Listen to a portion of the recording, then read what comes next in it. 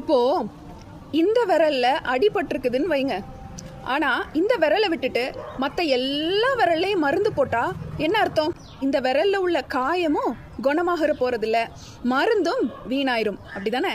அதாவது சிலர் இப்படித்தான், யார் மேலேயாவது ஒரு குறை இருந்தா அதை அவங்க கிட்ட போய் சொல்லாம மற்ற எல்லாரிடத்துலையும் சொல்லிட்டு இருப்பாங்க. உன் மேல எனக்கு இப்படி ஒரு குறை இருக்கு, நீ இப்படி செய்யறது எனக்கு பிடிக்கல, இதை நீ மாத்திக்கிட்டா நல்லா இருக்கும் அப்படின்னு அவங்க கிட்டயே போய் அவங்க குறைய சொல்லிட்டா அவங்க என்ன செய்வாங்கன்னா, சரி இவ்வளவு அழகா அருமையா நம்ம கிட்ட சொல்றாங்க, நம்ம இதை மாத்திக்கலாம் அப்படின்னு மாத்திக்கிட்டதுக்கு ட்ரை பண்ணுவாங்க. ஆனா அதை விட்டுட்டு சிலர் அவங்கள மட்டும் விட்டுட்டு எல்லாரிடத்துலயும் சொல்லுவாங்க. அதனால ஒரு பிரயோஜனமும் இல்லை. அந்த குறையுள்ள மனுஷன் திருந்த போவதும் இல்லை, இவங்களுடைய பிரயாசமும் வீணா இருக்கும். சங்கீதம் 32:8 பாருங்க. நான் உனக்கு போதித்து நீ நடக்க வேண்டிய வழியை உனக்கு காட்டுவேன், உன்மேல் என் கண்ணை வைத்து உனக்கு ஆலோசனை சொல்லுவேன் அப்படின்னு ஆண்டவர் சொல்றாரு. இதே போல தேவனும் நம்ம மேல இருக்கிற குறைய நம்ம கிட்ட சொல்லாம எல்லா மனிதர்களிடத்தையும் சொல்லிட்டு இருந்தா எப்படி இருக்கும்? கர்த்தர் மேல நமக்கு கோபம் தான் வருமே தவிர அதை நம்ம திருத்தி கொள்ள மாட்டோம். எப்பவுமே தேவன் என்ன தெரியுமா செய்வாரு? ஒருத்தர் மேல ஒரு குறை இருந்தா சில வேளைகள்ல கண்டித்து உணர்த்துவார், சில வேளைகள்ல அன்பாய் சொல்லி அவனை நல்வழிப்படுத்துகிற நல்ல தேவனா இருக்கிறார்.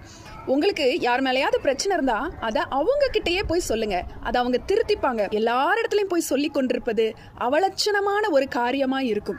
ஆமென். ஒரு பவர்ஃபுல்லான வசனத்தை நான் இப்ப உங்களுக்கு சொல்லி கொடுக்கட்டா? நீங்க உங்க எதிராளிய பார்த்து இந்த வசனத்தை சொல்லணும். மீகா 7:8, என் சத்துருவே எனக்கு விரோதமாய் சந்தோஷப்படாதே, நான் விழுந்தாலும் எழுந்திருப்பேன், நான் இருளில உட்காரும் பொழுது கர்த்தர் எனக்கு வெளிச்சமாய் இருக்கிறார் அப்படின்னு வசனம் போட்டிருக்கு. சத்ருவானவன் நம்மள கீழே தள்ளுறதுக்கு பல வழிகள்ல யோசிப்பான். ஏன்னா நம்ம சந்தோஷத்தோட சமாதானத்தோட இருந்தா அவனுக்கு பிடிக்கிறது இல்ல. அதனால நம்மள கீழே தள்ளி விடுறதுக்கு அவன் நிறைய வழிகள்ல யோசனை செய்வான். ஆனா நீங்க இன்னைக்கு அவனை பார்த்து, நீ சந்தோஷப்படாத, நான் விழுந்தாலும் எதிர்ச்சிருவேன், ஏன்னா என்னை தூக்கி விடுகிறவர் உன்னையும் என்னையும் உருவாக்கினவரா இருக்கிறார் அப்படின்னு அவனை பார்த்து நீங்க தைரியமா சொல்லலாம். பிசாசுக்கு எதிர்த்து நில்லுங்கள், அப்பொழுது அவன் உங்களை விட்டு ஓடி போவான்னு வசனம் சொல்லுது. ஏன்னா உங்க கூட இருக்கிற கர்த்தர் சர்வ வல்லமுள்ள தேவனாய் இருக்கிறார்.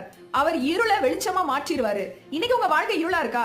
அது வெளிச்சமா மாறிடும். ஏன்னா நீங்க கர்த்தரோட கூட இருக்கீங்க. பிசாசை பார்த்து நீங்க பயப்பட வேண்டிய அவசியமே இல்ல. அவனை பார்த்து தைரியமா இந்த வசனத்தை சொல்லிட்டு தொடர்ந்து உங்க லைஃப்ல முன்னேறி போய்கிட்டே இருக்கலாம். விசுவாசிச்சா ஆமென் சொல்லுங்க.